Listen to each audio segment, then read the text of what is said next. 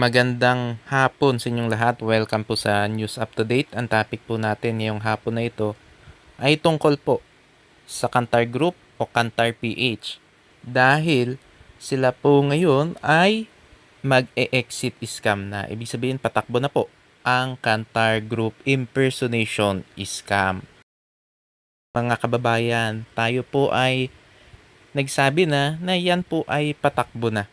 Dahil marami na po ang hindi nakaka-withdraw at nanghihingi na sila ng fee para daw makapag-withdraw ka. At syempre, alam naman natin na kapag nanghihingi na sila ng fee para daw makapag-withdraw ka, ay patakbo na po ang isang scam company. At yun po ay exit scam. At ito, tignan po natin ano ba yung exit scam modus ng impersonation scam na Kantar Group o Kantar PH. Basahin natin yung memo na inilabas ng impersonation scam na Kantar Group Management or Kantar PH. So ito po yung sabi nila.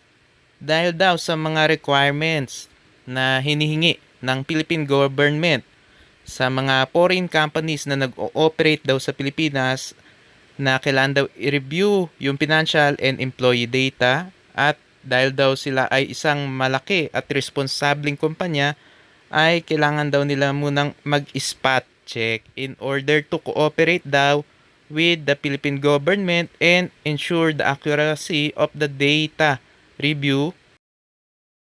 Kaya ititigil muna yung payout. So mga kababayan, alam naman natin na yan po ay pambubudol lang. Dahil dapat bago ka pa sumali ay dapat mag-check na sila. Kaya nila sinasabi yan dahil patakbo na sila. Gusto na nila i-delay ang payout at gusto nila manghingi ng verification fee sa kanilang mga members. At ito pa yung sabi nila, employees who joined the company before April 24, 2025 have locked their task permissions in accordance with the requirements of the Philippine government, and all employee account balances and wealth funds will be automatically transferred to the regulatory account. The regulatory account is for 15 days after the data review is completed. The funds will be automatically returned to the Kantar account. At please rest assured daw that this data review only covers employees who joined before April 24. Employees who joined after April 25 are not included in the review. Therefore, new employees can continue to receive tasks and earn commissions. So dyan pa lang po mga kababayan, makikita nyo budol na. Dahil bakit kailangan ihinto yung pagbibigay ng payout? Yun naman ay kinita naman nung mga members. Ibig sabihin, patakbo na po yan. Binubudol na lang kayo. At syempre, kasama doon sa pambubudol, ay manghihingi sila ng pera. Syempre, lagi naman ganyan ang ginagawa ng mga scam companies. At ito pa ang sabi nila. For employees affected by the data review, in order not to affect everyone's income during the review period, they need to pay the full cost of the original level deposit to activate the account to restore task permissions. So, ibig sabihin, kailangan mo daw magbayad nung account fee. So, yan po ay verification fee nila. So, mga kababayan, alam naman natin na pambubudol yan. Talagang pambubudol para mas malaki yung maitakbo nilang pera. At during the current data review period, employees who do not cooperate with the activation certification will be dismissed as informal employees. So, yan daw ay tatanggalin daw. Alam naman natin na talagang tatanggalin kayo. Tatakbuhan kayo ng impersonation scam na Kantar PH. Kahit na magbayad pa kayo nung hinihingi nilang fee. Dahil yan ay itatakbo lang nila. Wala silang balak na ibigay o ibalik sa inyo yung pinaghirapan yung pera. For the deposits and account funds paid by dismissed employees during their employment according to the requirements of the Philippine government, they will be returned from the regulatory account after 3 months. So, ito nga, ginagaranti daw ng Kantar na lahat daw ng mga karapatan at interes ay protektado. Pero alam naman natin na pambubudol yan. At in order daw to better help everyone reduce the burden during the data review period, ay mag-i-issue daw ang Kantar Group ng special fund na 1.5 billion pesos para daw mag-subsidize na activation funds. Pero alam naman natin, pambubudol yan. At yung subsidy period daw ay from April 24 hanggang April 28. So, mukhang tatakbo na sila ngayon hanggang April 28 na lang daw. So, ngayong araw yan. Katulad din ng Shadow Movie Promotion o SMP app. Mukhang sabay na tatakbo ang dalawang companies.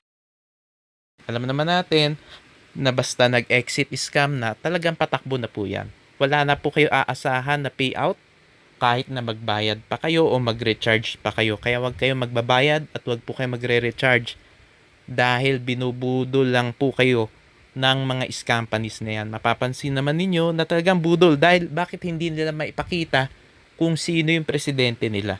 Siyempre, dahil budol sila.